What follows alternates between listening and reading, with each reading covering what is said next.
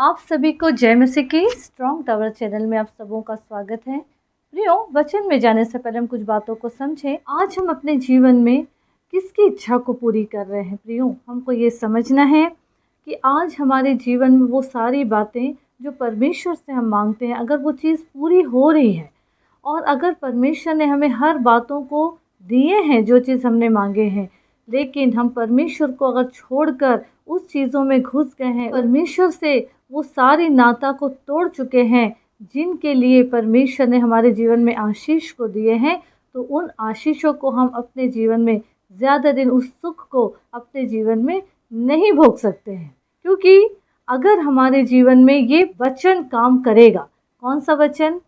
अगर हम भजन संहिता 143 उसका 10 पद पढ़ेंगे तो वहाँ लिखा है, मुझको यह सिखा कि मैं तेरी इच्छा कैसे पूरी करूं, क्योंकि मेरा परमेश्वर तू ही है, तेरा भला आत्मा मुझको धर्म के मार्ग में ले चले। मतलब जो लोग खुदा के होते हैं वो पूरी तरीके से परमेश्वर के ऊपर ही डिपेंड होते हैं, वो अपनी इच्छा से नहीं चलते हैं।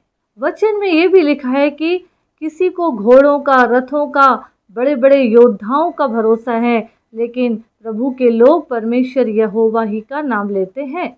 अगर हम उसी भजन 145 उसका 19 पद पढ़ेंगे तो वहाँ लिखा है, वह अपने डरवैयों की इच्छा पूरी करता है, उनकी दोहाई सुनकर उनका उद्धार करता है।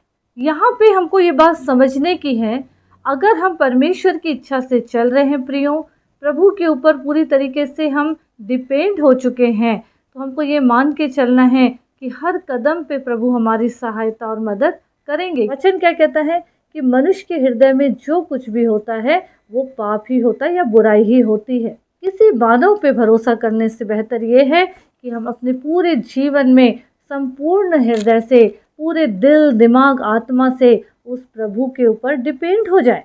अगर हम मरकुस रचित सुसमाचार 12 अध्याय उसका 29 से पढ़ेंगे तो वहाँ क्या लिखा है? वचन में जाने से पहले कुछ बातों को ये समझे कि जब शास्त्री फरीसी जब यीशु मसीह का परीक्षा लेने लगे और उनके पास आके क्या बोलने लगे कि हे गुरु, हमें ये बता कि सबसे बड़ी आज्ञा कौन सी है। तब प्रभु यीशु मसीह ने अपनी मुंह खोलकर क्या बोले? यीशु ने उन्हें उत्तर दिया, सब आज्ञाओं में से मुख्य है, हे इज़राइल सुन, प्रभु हमारा परमेश्वर एक ही प्रभु है, और तू अपने प्रभु, अपने परमेश्वर से अपने सारे मन और अपने सारे प्राण और अपनी सारी बुद्धि और अपनी सारी शक्ति से प्रेम रखना, और दूसरी यह है कि तू अपने पड़ोसी से अपने समान प्रेम रखना, और इससे बड़ी कोई आज्ञा नहीं है।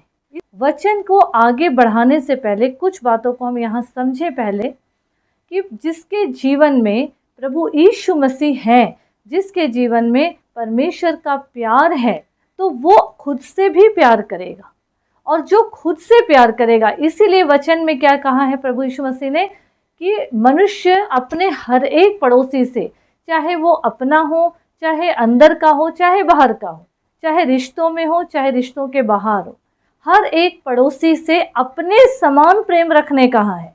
क्योंकि मानव खुद से प्यार करता है तभी वो अपने जीवन को सेफ रखने की कोशिश करता है, साफ सुथरा रखता है। जिस तरह परमेश्वर का वचन हमें बोल रहा है कि अपने सारे प्राण से, बुद्धि से, शक्ति के साथ परमेश्वर से प्रेम रखना है, तो ये बात हुई कि जो लोग इस तरह से परमेश्वर से जुड़े हुए होते हैं, जो लोग परमेश्वर में ऐसे ही मजबूती के साथ पूरी तरीके से परमेश्वर पे डिपेंड हो जाते हैं, वही लोगों के लिए, उन्हीं लोगों की ज़बान से ये शब्द निकलते हैं कि हे परमेश्वर, तू हमें सिखा कि हम तेरी इच्छा कैसे पूरी करें।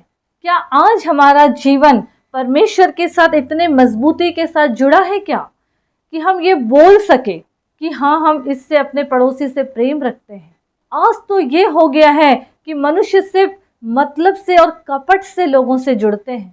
आज अगर किसी की कोई ज़रूरत है तो ही लोग जुड़ते हैं, नहीं तो आज किसी को कोई मतलब नहीं, सिर्फ अपनी ज़िंदगी को जी रहे हैं, सिर्फ अपना भला सोच रहे हैं। याद रखिए, हमारा हृदय, हमारे मन का जो वास स्थान है अंदर, उधर परमेश्वर प्रभु यीशु मसीह का होली स्पिरिट का स्थान है। अगर हम अच्छा सोचते हैं तो हमारे साथ अच्छा होगा, और अगर हम बुरा सोचते हैं, बुराई गढ़ते हैं, तो हमारे साथ वही होगा।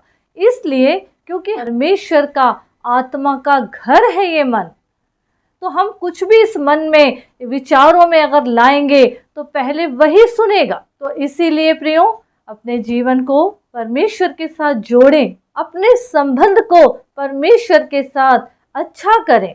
जिस तरह आज नेटवर्क नहीं मिलता है तो हम दूसरे जगह अपने लोगों से बातचीत नहीं कर पाते, इसका मतलब ये हुआ कि बीच में लाइन में कोई गड़बड़ी है, तभी हमारी बातचीत उनके साथ सही नहीं हो पाती है।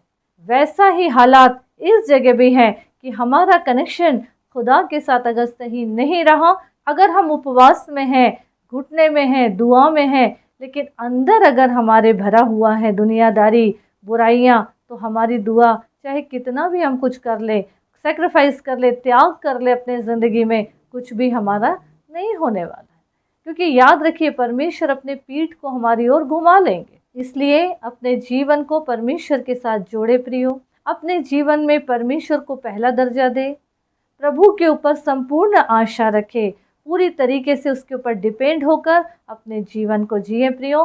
तभी हमारी ज़िंदगी सफल होगी और हमारे जीवन से कई आत्मा यीशु मसीह के नाम में बचने पाएंगे।